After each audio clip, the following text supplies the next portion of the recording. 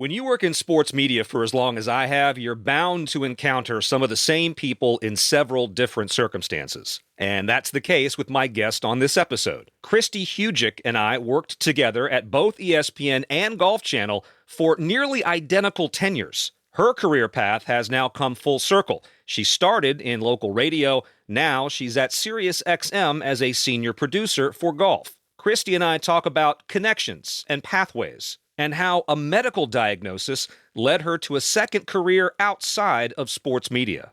Kristi Hujik is my guest on this episode of Media Credentials. I demand satisfaction.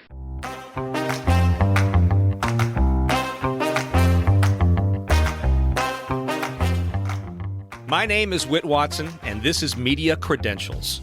I'm a sports announcer who's worked a lot of places. This podcast will peel back the layers of sports media and show you how the sausage gets made. Through interviews with industry pros and my own experience, you'll understand why you're seeing what you're seeing and who's responsible for it. Your media credentials have been approved.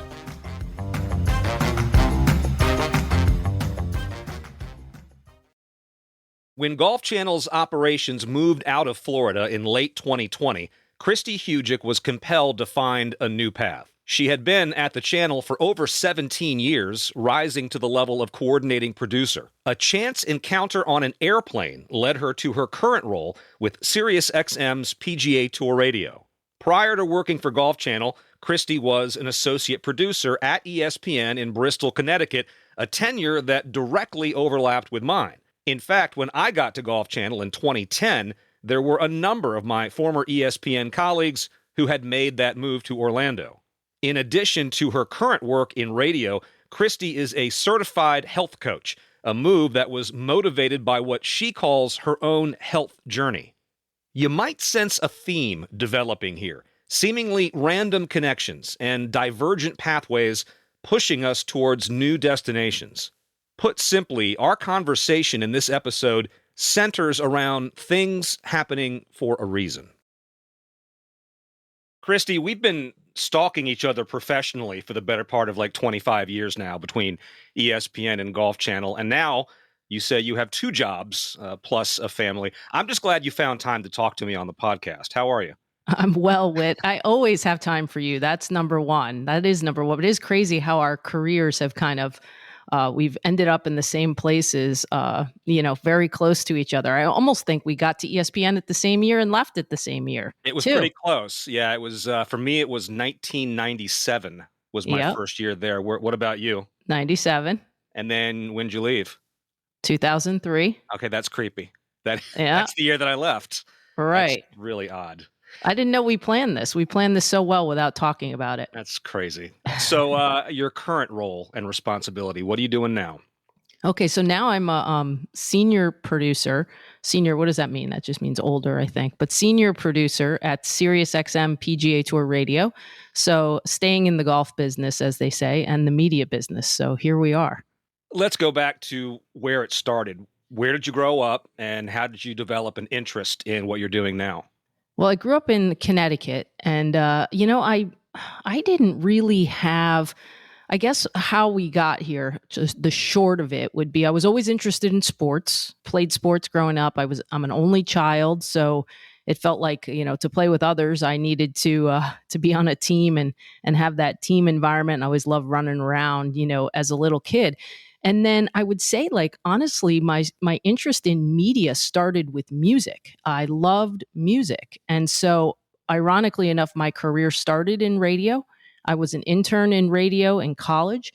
I had first thought I wanted to be a vet, and then I realized animals were going to die. And that was not a good idea for me. So I got rid of that vet idea really, really quick. And then all of a sudden I had these aspirations to do something in radio. I always wanted to be a program director, believe it or not. I loved the idea of being a program director and programming a station. And I just loved listening to music back then. So, go to college and then it's all encompassing, media communication. So you get a taste of everything. And honestly, there wasn't really anything that didn't interest me in the media world. but I still wanted to do my internship in radio. So ironically enough, my career has come full circle where I started in radio and now, I'm back in radio again. So what's happened in the middle is a longer story, but I kind of ended up back where I started in a lot of ways. How does your background as an athlete help you in the industry in terms of the team environment, as you alluded to a second ago? Yeah, I think it does in a lot of ways because I always think, sports is a microcosm for life, right? I've always responded better to team sports and liked being part of a team. And I think that obviously translates to business. It's always been, to me, I want, when I'm producing a show or overseeing a show, like I want it to be a collaborative effort where everybody has input. Like to me, I can certainly come up with a rundown and what I'm going to put in a show. But to me, the best ideas, the best show come from collaborative thoughts from the group. I mean, when you're sitting, and you know how this goes, when you're sitting in front of the people that we are in a meeting at Golf Channel, when we were sitting there and discussing what we were going to do in a show that day, like it would be foolish to not take advantage of the other great minds that are in the room. So I do think that, dealing with different personalities, you're always dealing with different personalities on your teams. I think rolling with adversity, I think celebrating wins, no matter how large or small, I think all those things translate to business and translate over to the media part of it. How did you get to ESPN in the first place? ESPN. So when I first started in radio, crazy. I was back in East Stroudsburg, where I went to college. So the first radio station I worked for was there. And I'll be honest, I mean, the pay for what we were doing was not very good. And you'd probably laugh. I think I made $15K. And I think that back then I was on air. I was the assistant program director and I was promotions director. And that's what I was making. And we were in a group, Nassau Broadcasting was the group. And there were 3 stations involved. And so it was, it's a lot of work. And I just look, I was like, I can't live like this. I started in overnights. God knows that wasn't a healthy start to my career. Yeah, I've done but those too. Yeah, and that's tough, but we all start somewhere. I never wanted to be on air, so that part happened by accident. It was like, hey, we need someone for overnights. So why don't we put you in there? And I was like, I was petrified. I will never forget my first night on the radio. So what happened is, I was sitting there and I'm doing all this work and it's very little pay and you're like, oh gosh, probably got to do something else. And at the time, my dad knew someone who was affiliated with ESPN and they got me the interview with Al Jaffe. The famous interviews that we've all had with Al Jaffe. And I went up to Connecticut and did the interview and ended up getting the job. And then, when we were starting as PAs, you're on a trial basis. You've got to earn your keep to get kept back then. And, I stayed at home. I was able to stay at our house in Danbury, Connecticut and commute back and forth until I knew for sure I had a job. And then, the rest is history. But man, we were there during the prime time, during the heyday of ESPN, when it was really, truly an amazing place to be, for sure. Appointment television at that time. And I want to get back to that. Did Al give you his famous Al Jaffe quiz when he interviewed you for the job? Oh, yeah, no doubt. I mean, he asked me some things I definitely didn't know much about, too. I think one was like, I remember something about Tennessee football.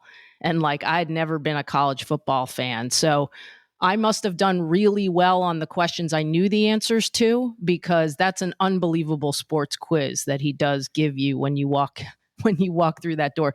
It's hard to describe that. Like, I mean, that, wouldn't you say that's like a 90% of your interview is really the sports part of it? So what I've been told, he didn't do it with me, and maybe the on-air interview was a different process, but for those who don't know, you'd walk in to try to get this job as an entry-level production assistant, and you're terrified. You're at ESPN, right? And he would say, okay, tell me who has the best defense in the NFC West this year, who are your top 3 contenders for the Vezina Trophy, and something like that. Who's going to win the Ware Trophy this year? So if you don't know what the Vezina Trophy is, you're screwed. If you don't follow the NFL, you're screwed. But he did this with everybody, right? I mean, everybody who was on the production side had to go through that, right? 100%, 100%. We all had stories about that question or two that stood out. And, back then, I really knew a lot of sports well. So back then, it wouldn't have been a hard deal to answer. If I went and did that interview today, because we're also wrapped up in the golf world, I would probably not pass it. But back then, I really did know a lot about hockey, about baseball, about basketball.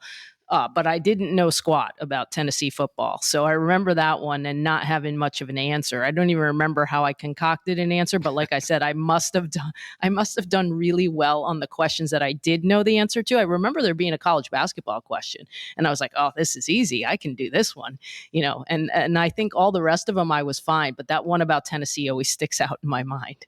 It really was, to go back to a prior point, appointment television at that era. Keith Olbermann was just leaving. Dan Patrick was there. Rich Eisen, Stu Scott, Kenny Mayne, that entire crowd. Were you a little bit starstruck when you walked into the building for the first time? I don't know if I was starstruck, but I would say that I don't know that I understood what I was involved in, at the time. I don't know that I had the mental capacity back then to really, truly understand how special what we were doing was. So I think it's, like you hear athletes talk about that all the time, right? They don't appreciate like what they're doing necessarily in the moment, but when you look back on it, you're like, well, wow, look what we did. And I think I get that way about ESPN. Like, I don't think I truly appreciated it or understood the level of what I was involved in until I got away from it. And then, it's not the same now. I'm not saying it's bad now. It's just different. Things are different. Like, that was a talent-driven network back then. Like you said, we did have the stars. We had Chris Berman. We had folks like yourself. We had Charlie Steiner. We had the Larry Beals of the world. I don't know that anyone goes down the street and names as many ESPN talent now as they did back then. I mean, Scott Van Pelt, of course, is, he's a big deal, but I don't think I knew it. I really don't. I knew Chris Berman was a big deal, but I just remember just really digging my feet into the sand and trying to do my job the best I could, and was really, really driven back then to do a good job that I really don't remember. I think I would say the only times I was starstruck, I don't know if starstruck is even the right word. I remember the first time I got to interview Mark Jackson. Okay. Mark Jackson, when I was growing up, played at St. John's. And even though I grew up a UConn fan, I loved Mark Jackson because UConn was not good when I was growing up. You had to root for another team in the Big East, or it was a long road to trying to figure out whether you were going to finish 8th or 9th back then in the Big East. So I always rooted for St. John's when Lou Carnesecca was there. And Mark Jackson was the reason that I wore number 13 when I was playing basketball. And I remember being very much like starstruck when I interviewed Mark Jackson because he was one of my idols. But I don't remember feeling like that about too many other people, because I think it just becomes part of what we do. And I do think, like, I'm aware they're great at what they do, but I'm also aware they're human beings. The only other interview in my entire career I felt starstruck was when I got to interview Roger Federer. And that was when I was at Golf Channel, ironically enough. And he's always been my sports hero.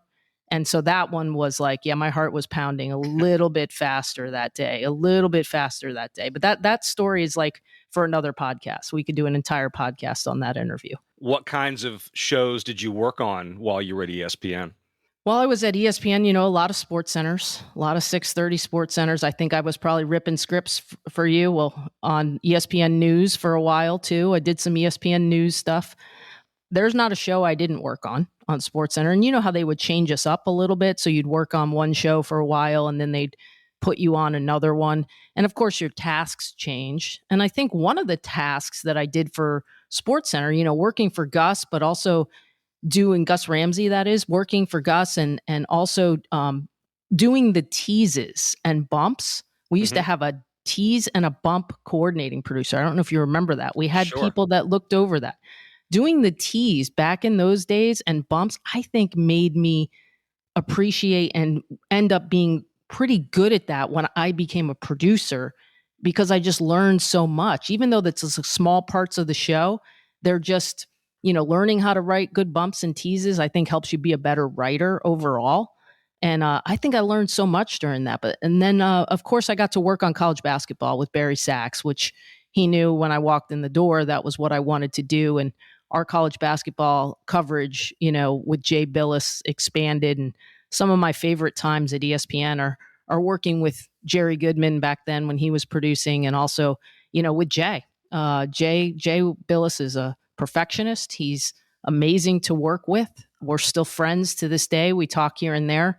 I've seen him a few times at KU and caught up with him. And so many of those days working with those college basketball shows, especially in the fledgling times when we were just trying to evolve it, I just remember those so well and learned so much from Barry Sachs, like many of us did. So those were the big ones. I mean, we all worked on baseball tonight. We worked on NHL tonight. And that's the cool thing about ESPN is they gave you a chance to work on everything. I did work on golf for a while there with Mike McQuaid. And of course, Mike McQuaid, he's so influential for me too, and making me a better person and a better producer along the way. So that's what I'm saying. I'm lucky to have been in the places I've been and touched by the people I have been. Before we get to Golf Channel, you touched on learning how to be a better writer. And for those who might be contemplating a career in sports media, let's say, how important is that skill? Oh, I think it's really important because I think it just helps you put a bow on things and tie things together, right? Because there's a flow that you want with your show, whether you're writing a script for a movie or you're writing a script for a segment. You want everything to flow together. And I think the only way to get better at it is to do it a lot. And of course, I can point to the folks I've been around that are great writers, and I know we'll talk about Golf Channel in a second, but not to jump the boat. But Rich Lerner, I mean, I learned a lot writing with and for Rich. And I know when I write things, there's a lot of influence there from what Rich did. And I know when I was writing for college basketball, when I first got to Golf Channel, I was still writing for magazines and websites for college basketball. Just the enormity of doing it so much, doing it so often, really looking back at things with a critical eye. And I think having someone look at your work, like those are all the things that make you better. But I do think like as a producer, I mean, it's a skill I think you have to have. I think you have to be a decent writer, to help tie everything into a nice bow when you're doing a show. So how did Golf Channel come about? Golf Channel came about, and this is always how, I think probably everyone you have on your podcast talks about the connections you make in this business. And, yep. When we look back, we're well connected in this business because we've been doing it for a long time. Dan O'Callahan, who used to be a PA with me at ESPN, had left and went to Golf Channel, and he was running the news department back then. Now, back then, I knew that we were both, my husband at the time and I were both looking for different work. And it was kind of like whoever found another job first, more or less, honestly, we wanted to get out of the area a little bit. We wanted to get somewhere where it was warmer. We got tired of digging cars out at 3:00 in the morning, Right. From a snowstorm, like everybody does. And it was almost like one of us was going to get a job. And I'll tell a quick story. Dan had me down to ESPN. Down to Golf Channel for an interview. During that same time frame, I am up for a college basketball assistant job at, I don't know if I should say the university. I guess I could say it doesn't matter now. It was at Tulsa at the time because Coach Bill Self was one of my good friends. Coach Self had told the person who was coaching the team back then, I would hire her if I had the guts to do it.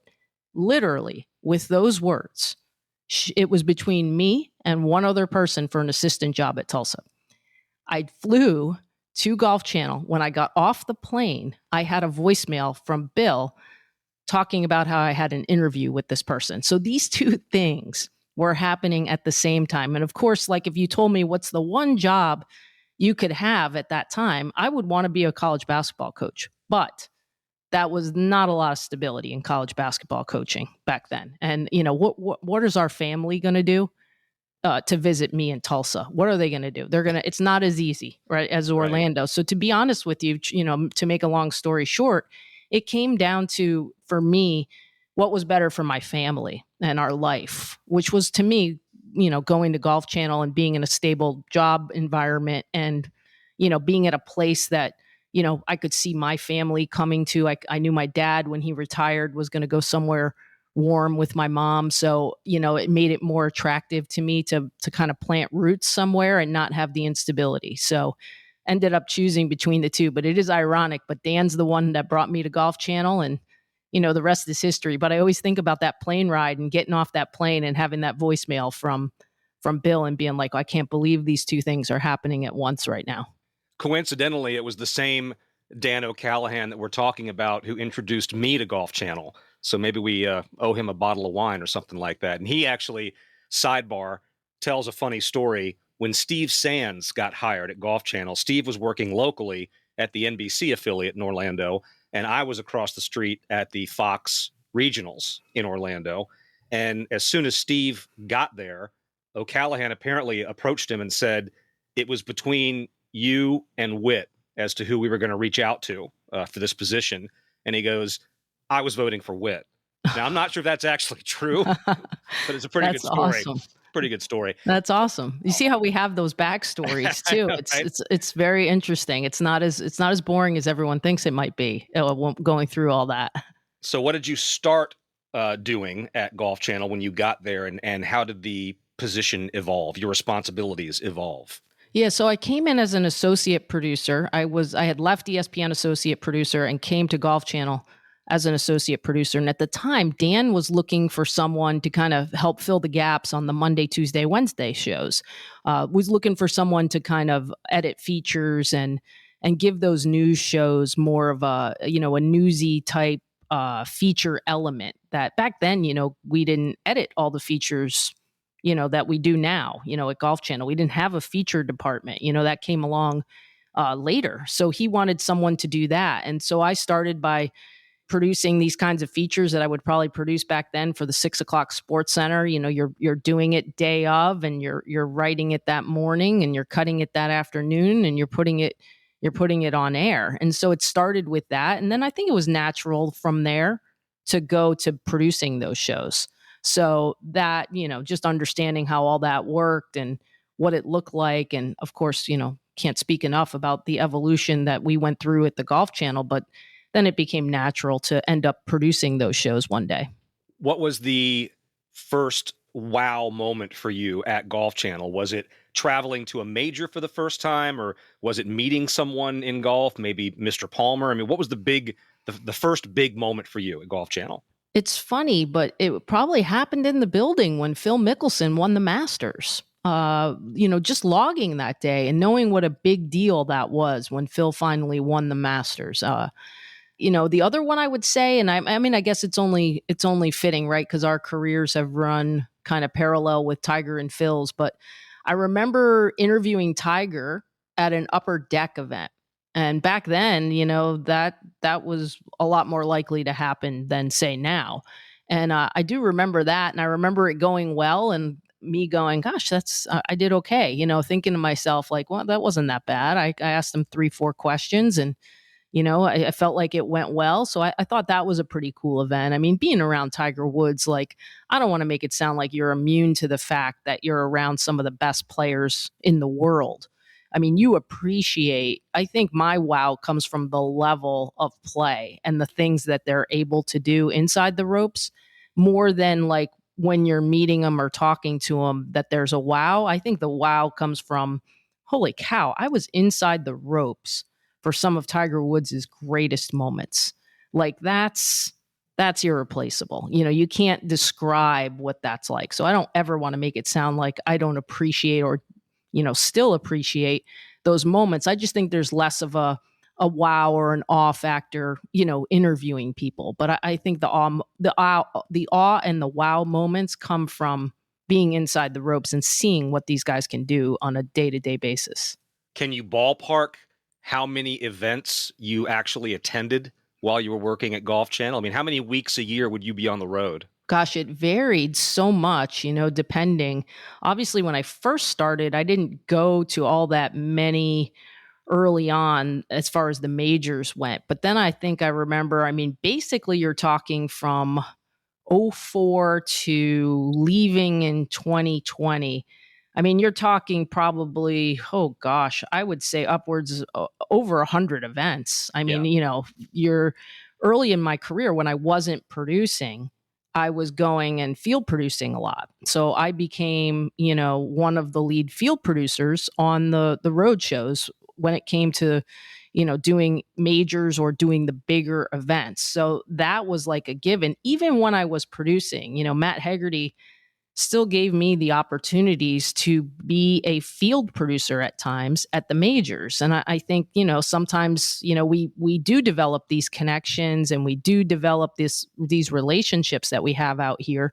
And I think he's always been really good about letting me continue those. I got to do Frank Nobelo's Tee to Greens back in the day. I love doing that with Frank, like going to the event the week before and being able to like dissect the golf course and show it off the best we can with pretty jib cameras. And Frank is just was so talented and so fun to be around on those shoots. So there's a lot of travel. There's no doubt. There was a ton of travel, and look at all the beautiful places we get to go to. I mean, that's where the real wow comes in too. It's like, what, you went to Australia 3 times? You've gone to, been to Wales, although it wasn't pretty the week we were there because all it did was rain. But, I've been to Troon, I've been to the Masters every year. I mean, people are jealous of us, Whit. There's no doubt. Oh, that's my stock answer. They don't play golf in ugly places. So when you have to travel, it's not the worst thing in the world. From Golf Channel and then to SiriusXM, what was that path? Oh, a strange one, right? Because what do we find out right before the pandemic hit? We find out that Golf Channel is moving from Orlando to Stanford. And even though I had heard rumblings of some possibilities that could happen down the road in the future, I had never heard one that the Golf Channel would move to Stanford.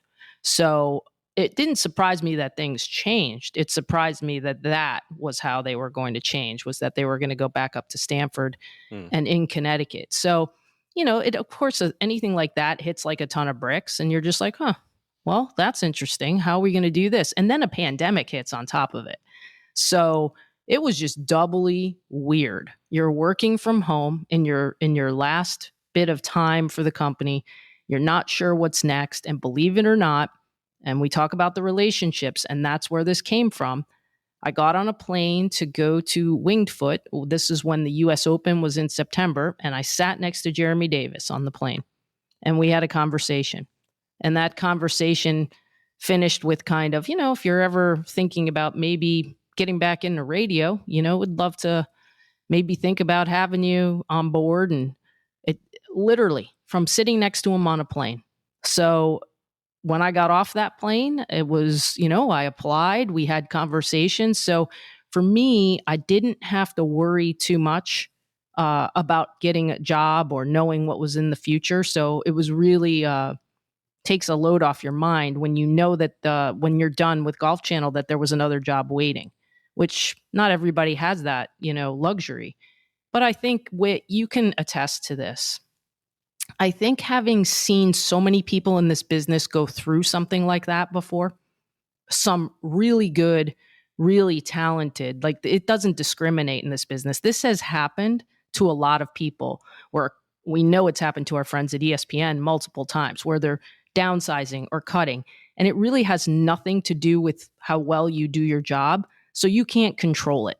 So what I was always said to myself was, if it happens to me, I'm not going to worry about it, because at the end of the day, as long as I can look myself in the mirror and I know that I do the best job that I can do, the rest I can't control.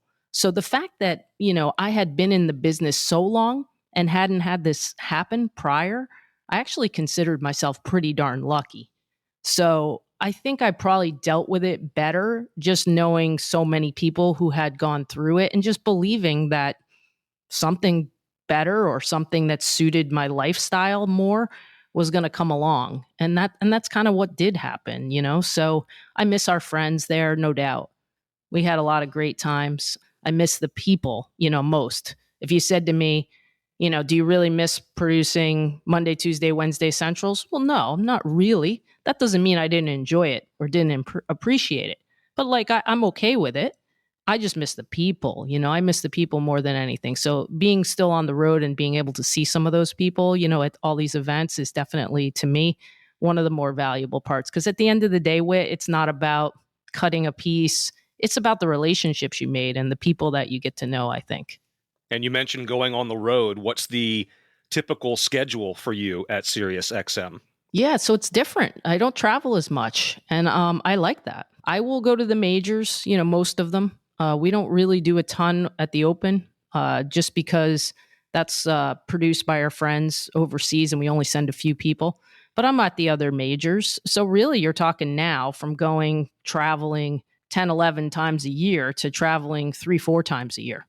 So it's very different. And like even the Ryder Cup being in Italy, like we won't be sending a full crew over there. If the Ryder Cup's over here, I would have gone. So it's very different in that respect, that there's not as much travel. So I make my own hours for the most part. If I need to run an errand in the middle of the day, I'm able to do that. But mostly, I would say 9 to 5 job now, Monday through Thursday or Monday through Friday, and having the weekends off, which, in this business, I've had weekends off for a while, and that's not always easy to come by since so much of sports happens on the weekends. Unheard of. Monday through Friday job. I know it is. It's crazy. And you work from home, I understand, right? Yep. So what are the responsibilities? What are the duties during that 9 to 5 period? Yeah. So Jeremy, God bless him for having the insight and the wherewithal to want to create something that really, really didn't exist at SiriusXM, I think, before we started doing it. And that is having a feature and a specials department.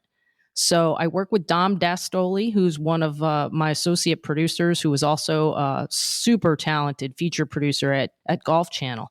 And the two of us create all of our special programming. So when you hear shows that are on, we do one for every major called Backstory. We produce those. We produce and help produce a lot of the weekly major championship shows. So every major, we do a show. Usually it's Wednesday evening. So if it's the Masters show is on from February through April. And so we'll create a lot of the programming involving that. So we get to tell a lot of really cool stories. He gives us a lot of flexibility in our creativity and just allows us, we really don't have to run a ton up the flagpole. We just say, hey, we've got this show. We created a Legends of the Game series where we interview some of the Hall of Famers in this game that, kind of create a show that lives in the library that exists for that player. We're able to do that. And so I think we've gotten to do a lot of really cool things, probably a lot of things that I wanted to do when I was at the Golf Channel and maybe either couldn't do it because I wasn't in the feature department anymore, or maybe we had to go through a bunch of red tape, or maybe had the idea, but it required someone else to execute. And maybe someone else wasn't as big a fan of the idea, but you get to tell a lot of cool stories that, maybe I wouldn't have told if I was still in that position. So it does come down to storytelling and content, for the channel. We do fill in the gaps, here and there, during the week with some content, but really, the day-to-day talk shows use very little of this. So really what we're creating has a lot to do with our special programming. A lot of times that happens at night. And aside from the obvious, how does producing for radio differ from producing for television? Well, you got to learn really, really quickly that having more people about a topic isn't always good. So if we're creating, what you're producing in the shows for radio is more like a podcast, right? Not an interview podcast like this, but more of a podcast that's written and scripted.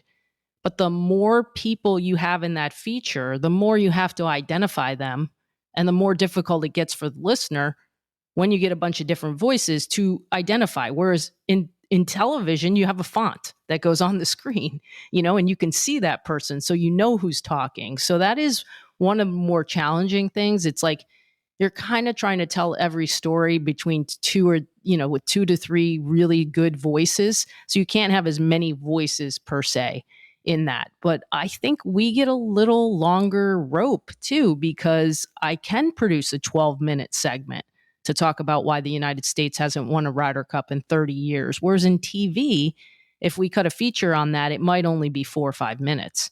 So you can open it up a little more with these specials. So I think it's really nice to have the freedom and the leeway to tell a story in depth through a solid 2 to 3 voices in each of those stories. I mentioned at the very top of the podcast that you've got more than one job, and it relates to what you call your health journey. You are a health coach in addition to being a producer. Tell us about the journey and about how you came to achieve that certification. Yeah. And I think, I'm always a believer again, and everything happens for a reason, and you're kind of put where you need to be when you need to be there. And I think, going through my own health journey. So in late 2016, I got diagnosed with multiple sclerosis, and immediately knew that, I wanted to do what I could do to control this. It's like I was saying earlier, you can't really worry about the things that you can't control, but what can I control? What can I do to impact how this disease affects me? Because for me, I was just determined that I didn't want it to change my life. I wasn't going to let it get worse. I was going to do everything I could on my end of things to try to put myself in the best situation I could to succeed.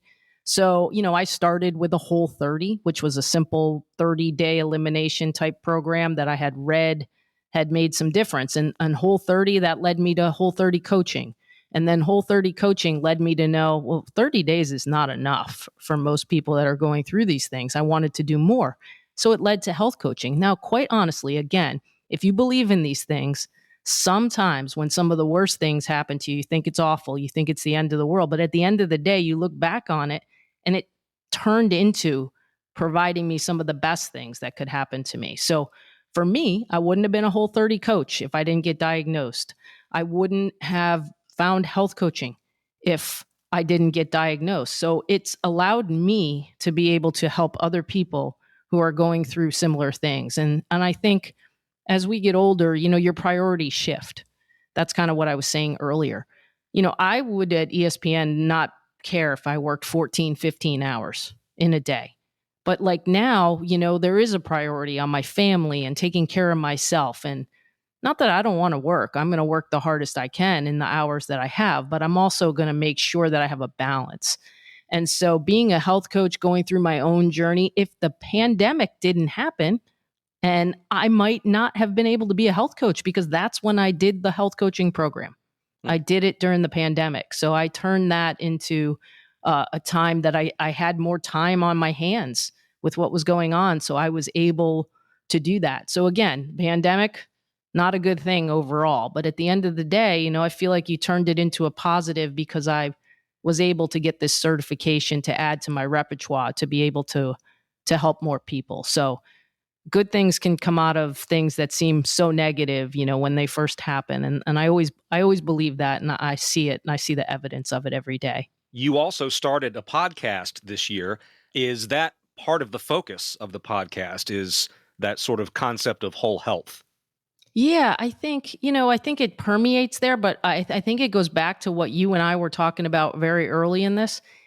It's called Ripple Effect Connection. And the reason why I called it Ripple Effect Connection is because in health coaching, ripple effect is a big thing. And the whole thing is that, everyone has knowledge. We take that knowledge and you pass it to someone else. And that creates a ripple effect of change because quite honestly, I find people know very little that empowers them right now. And so I don't need to tell people what to do, but what I would tell you is here are the things that you can do. Here are the things that, nobody can wrap their arms around, that someone would put food on the shelf at a grocery store that would be harmful for someone's well-being. Like that's hard for people to understand. So at the end of the day, you try to pass along knowledge and people will glean what we say is little breadcrumbs on the trail of their journey. They're not gonna embrace everything they hear, but they might hear a couple things and they'll take those breadcrumbs and then they can make a small difference. So I think you have to be okay when you do these podcasts, right? That if no one ever listens to it, you're still doing it for yourself and also hoping that one or two people get that breadcrumb that's on their path that's gonna really influence them or help them. But I think it goes back to this. Like I have been so blessed to be around so many people. When I found functional medicine, I was treated by one of the best functional medicine doctors in the world. Like, it's a blessing to be around him. It's a blessing to be around the people that were around every single day in this business. So my goal with the podcast was I could create a ripple effect if I can bring those people to everyone who listens, so that not me passing along their knowledge, but let everyone hear it for themselves. Let everyone hear about Whit Watson and his journey and how he got to be on air and all the things you're able to do and that you've accomplished. Like, even if you don't like sports, you can learn something from Whit Watson's story. So that's my point, and my podcast is all over the map, because you're going to have health folks, you're going to have media folks in there, you're going to have sports folks, you're going to have coaches, you're going to have other health coaches on there, you're going to have acupuncturists and chiropractors. It's going to be all over the map. But I really think if you can get over the idea of, well, I don't listen to sports, I don't need to talk to this person. If you listen, you will get something from every podcast. That's my goal. And so, you hope that someone picks up those breadcrumbs on their path, and it helps. And that's the goal. I definitely agree with the concept of, if just one person gets something out of this, then it's worth it. I mean, that's certainly how I look at this. And I also am glad that I started doing this, because it compels me to reach out to people like 100%. yourself. It compels you to maybe get a little bit uncomfortable. Some of us aren't naturals when it comes to picking up the phone and staying in touch with people. And it kind of compels me to do that. I wonder if you feel a little bit of that as well. Oh, 100%. There is no doubt about it. I mean, the first couple episodes I recorded, I did it with friends that I have in Sea Island, because who wouldn't, couple a nice podcast recording on a trip to Sea Island? Because, I mean, what an excuse, I get to go to one of my favorite places on the planet. Like I said to both of them, I'm no dummy. If I've got friends here in Sea Island who have been hugely influential in my life, why in the heck wouldn't I come here, sit with them, get to sit with someone who I enjoy talking to for an hour, and then pass it along to someone else? Because that's the thing. And you bringing light to people in this business who don't really get to talk about what they do, to be honest. We really don't. I mean, we're behind the scenes, and that's okay. I mean, I know we're all fine with that, but you being able to bring light, like you having Lena on, that brings a moment of pride to me, because Lena started with me, and I'd like to hope that I had some kind of influence on helping her get where she got, because I mean, from day one, she was such a hard worker. I love the fact that I'm seeing so many people that I worked with at Golf Channel go on to bigger and better things and brighter positions and doing new things, like Lena's doing with the Spanish broadcast and all that. Mm-hmm. That's awesome. Like, to me, that's what it's all about. And, we're going back to what you originally talked about, is what can sports teach you? There's not a coach on the planet, which I still feel like you're a coach, right? When you're managing people, you're still a coach when you're in business. There's not a coach on the planet that isn't beaming when one of their players is having success. It's just not. So that, to me, to look back and see what, Eric Rutledge is doing and what they're all doing at Full Sail, at Eric Saperstein, and seeing what Gus Ramsey's doing there with Dan Patrick, and seeing Lena have the success that she is, to me, that makes it all worth it, is seeing all those people have the success that they're having. But it's awesome.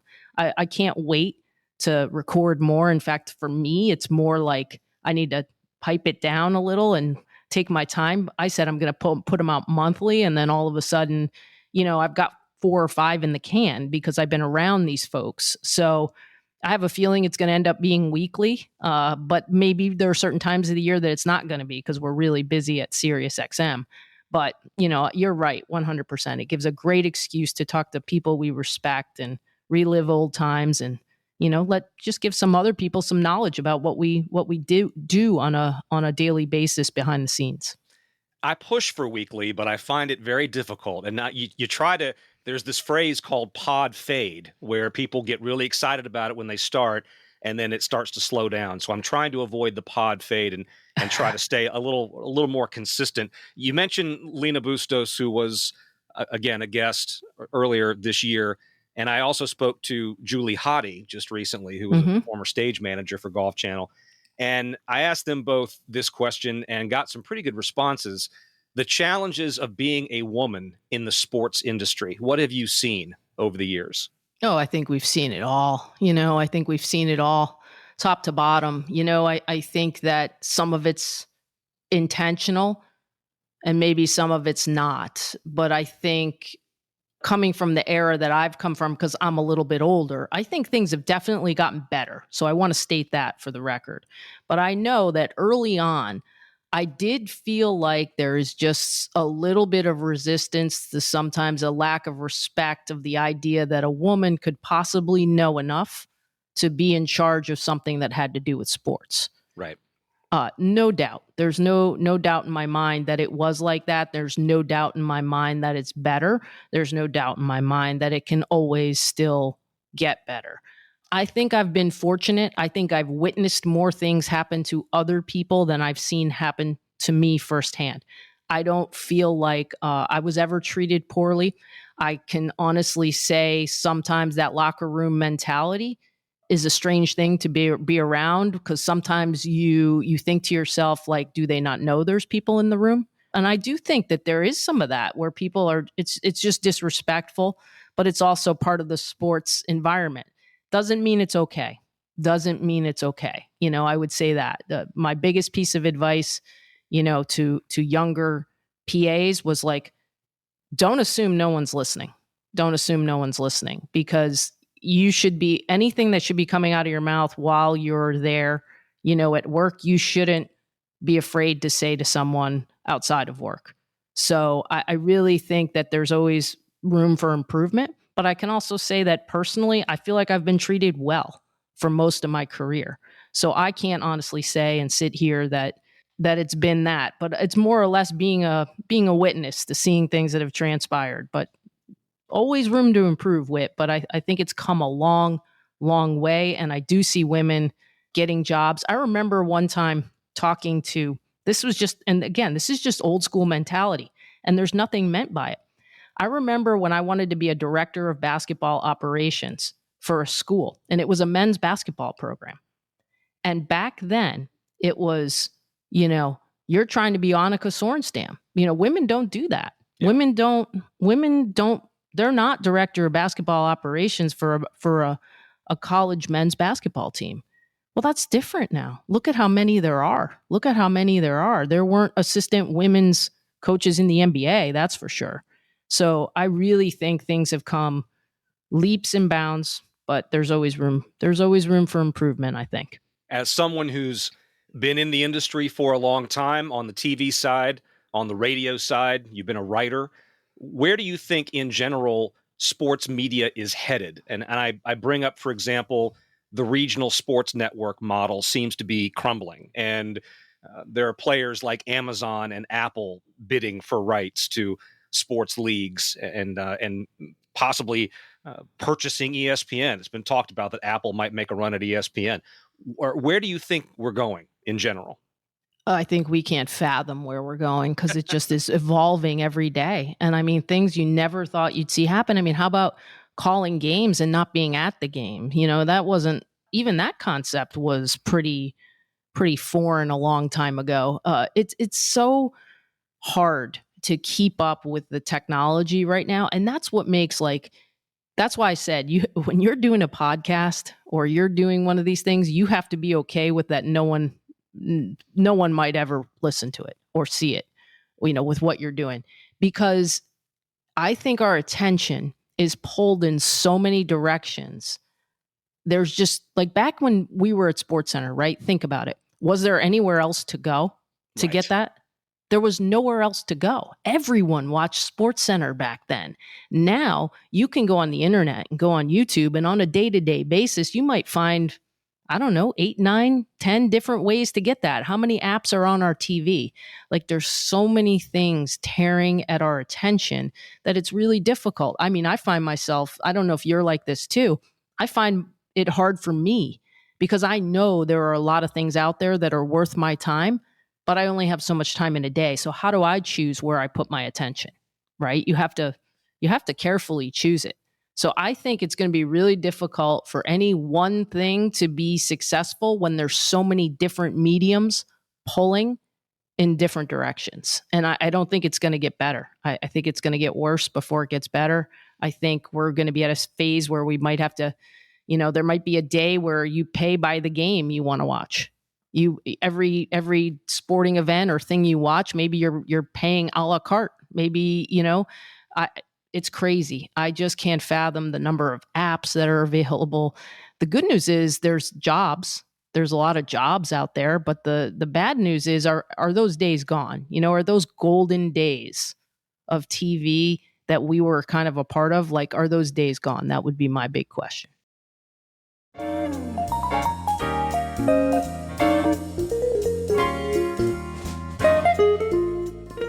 In just a few seconds, we'll have some closing thoughts on this episode, so stay tuned. If you're enjoying it so far, please consider subscribing or sharing and leave a review. Let me know what you'd like to hear in the future on Media Credentials.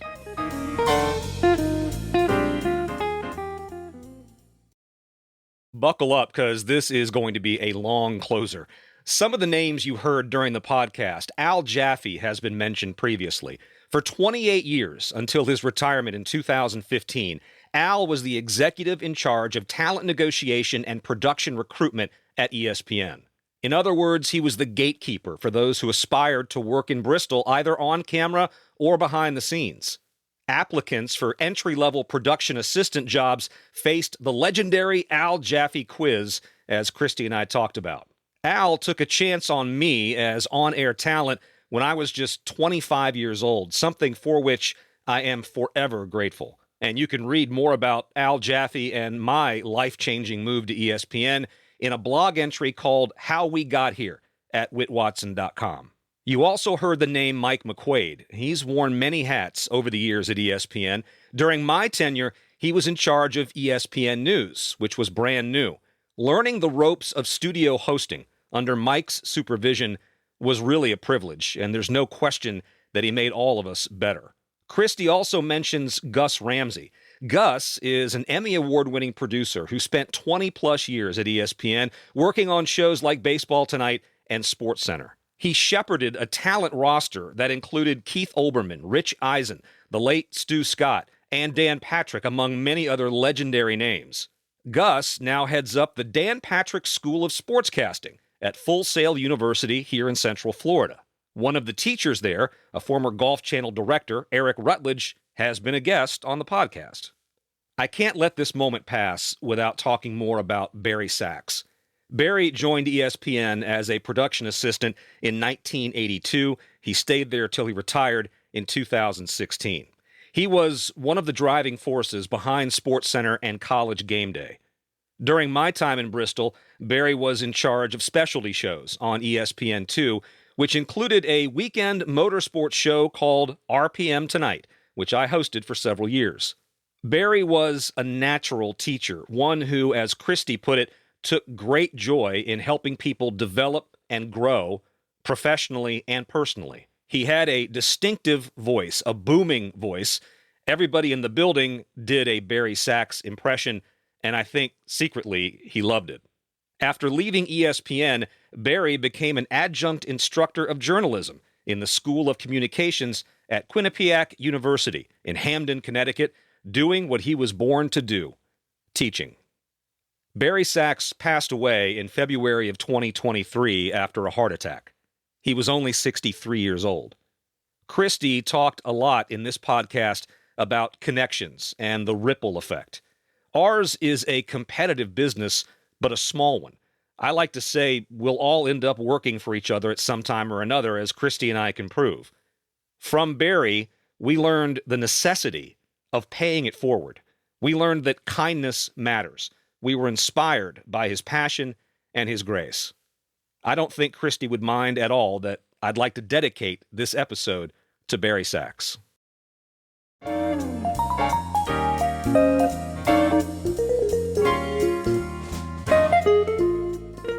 Thanks again for listening to Media Credentials. For examples of my work, including video and audio clips, a blog, and my contact page, check out whitwatson.com.